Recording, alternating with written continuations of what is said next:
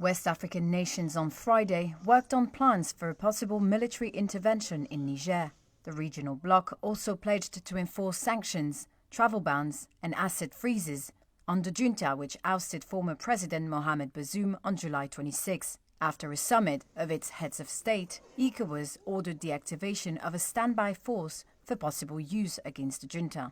It said it had not given up hope of a peaceful resolution to the crisis, but that all options, including military action, were possible. Nigeria's President Bola Tinubu. And you will see from the communique of this extraordinary summit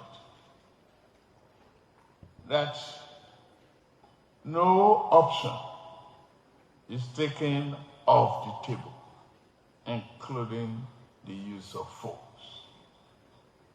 as a last resort. It is not clear how big the force would be, if it would actually invade, and which countries would contribute.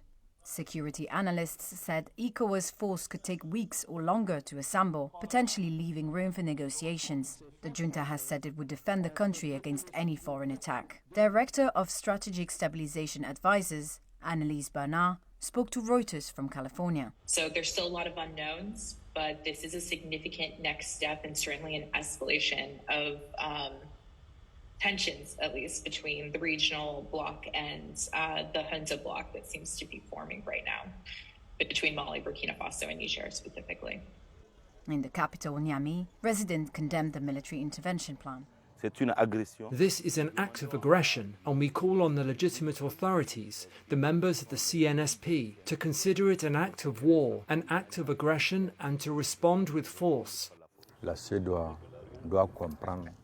ECOWAS needs to understand what the people of the various member countries expect of it. What is expected of ECOWAS is to attack the causes of coup d'etat, not the consequences. The European Union and the United States reiterated concern about the conditions under which Bazoum and his family were being detained.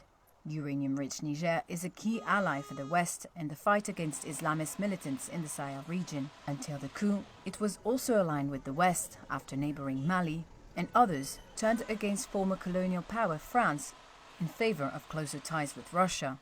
France said late on Thursday it fully backed all the conclusions of ECOWAS meeting, but it stayed clear of outlining any concrete support it could give to any potential intervention.